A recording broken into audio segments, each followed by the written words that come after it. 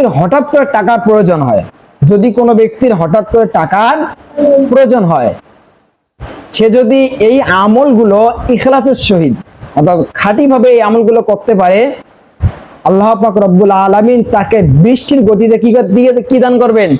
টাকা দান করবেন। প্রথমে আমলগুলো করবে কিভাবে?